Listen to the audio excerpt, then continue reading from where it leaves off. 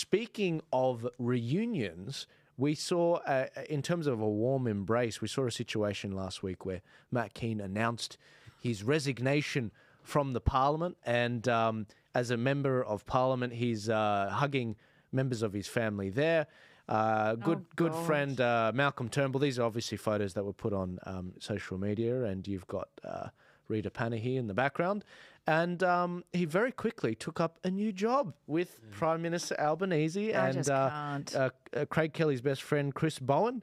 And Craig's shaking his head. He was appointed the chair to the Climate Change Authority. And this rings true to exactly what he said he was going to do in serving the climate change agenda. So, Craig, don't you just love that name, the Climate Change Authority? You know, they're not they're just not an ordinary government department. They're an authority. I love the way they put that title in there. Look, Kean was a zealot from the start. He prescribed new electricity prices in the state skyrocketed under his leadership when he was in charge of climate and energy. Right, he was part of the Liberal Party that sold off those coal-fired power stations, that made the people that bought them billionaires, because they undervalued them so much as the state government. His policies were an absolute disaster. He's a zealot. He still can't explain anything about how we're going to try and run a grid on wind power, solar panels and big batteries. And to think he's now given this job with Labor, he's where he belongs, down with the Labor Party, and the Greens in Canberra. Absolutely. Yeah. Do you think the Liberals are going to kick him out of the Liberal Party? Because, of course not. I mean, you've now got a Liberal Party be the right thing to do. member that's working with the Labor Party as a bureaucrat. I mean, okay, we discussed this last week that we said I thought he'd go to Simon Holmes' court and start working with him. He can do both. Yeah. He might even be able to do it. If there's no conflict, they might be able to do both. I thought he could join the Teals because I think he'd be perfect as a Teal. Just put this on from a Liberal Party perspective.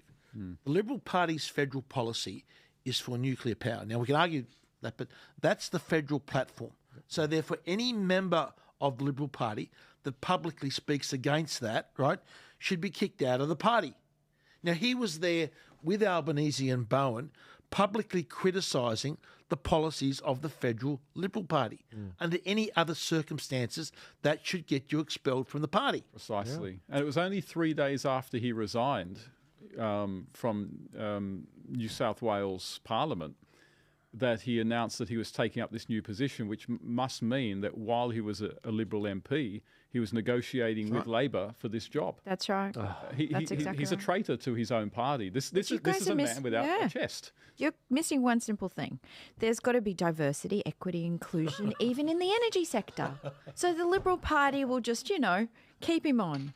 Yeah. I mean, because kicking him out would actually be a move of principle and strength, and that is just not what. When was the Liberal Party? When was the last time you saw that in the Liberal Party? It's been a very long time. Yes. I'm a historian, in fact. Yeah. Hang on, it was when they fought for their pay increase, isn't that? For their pay, that's right. They fought hard for that. That was the hard fight, based on principle, of course. But yeah, this guy is your classic grasper. He's your classic scraper. He's your classic man without a chest. He's in it for himself. I mean, he was pro-nuclear. He was at one point pro-nuclear, and then he switched. And look, I think essentially what goes on is there are different kinds of people who go into politics in the Liberal Party. You get your dyed-in-the-wool true conservatives who go into it, and the moderates or left of centre see them as having a lot of potential and therefore see them as dangerous.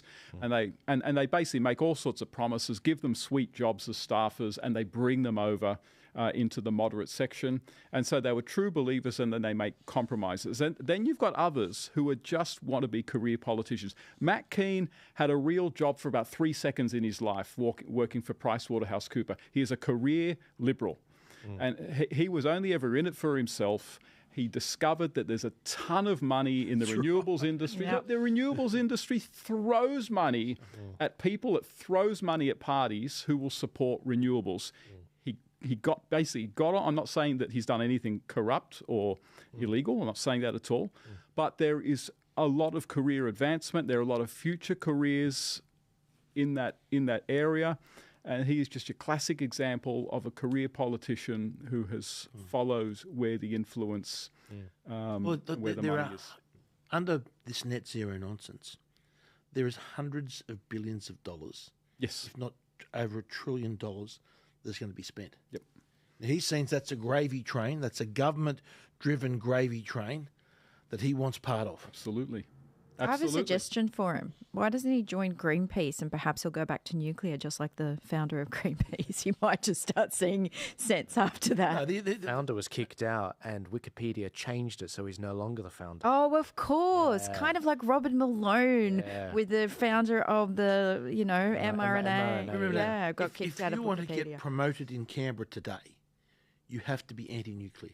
Anyone that mentions anything that is pro-nuclear in any of the government departments, if you thought that, you'd have to sit there and shut up because that would cost you your job, and you'd have a black tick next to your name, never to be promoted. That's the reality of life, how it works in Canberra. Well, let's see what happens with Dutton's policy. Well, I think it's a gutsy policy from Yep, Dutton. I hope I he think hope so. he follows through with it. I'm sure he will. I think it's a great thing. But I think there's an important discussion to be had, if not today, another time, about renewables interests over politicians and political parties. The amount of money that they can pump into getting a party elected or getting a party defeated based on their policy on renewables. There's a discussion to be had about that. Nick Cater is fantastic on this issue, and he says that probably the renewables lobby groups are probably the most powerful lobby groups in Australia right now. I mean, we all wondered for so long, why is it that the Liberal Party just can't seem to get off the whole net zero thing, just promote coal. Everyone knows coal is the common sense solution to a lot of this. Why can't they do it? Why do they have to stick with wildly unpopular policies that raise energy prices? The answer is they're scared witless of renewables lobby groups who have billions and billions of dollars funded by wealthy Silicon Valley billionaires who have shares in renewables and actually own renewables assets, basically funding campaigns to get parties elected or removed. That's what they're afraid of. It's insane. And we've got plenty more on this. If you guys are wondering why Craig's breathing so heavily into the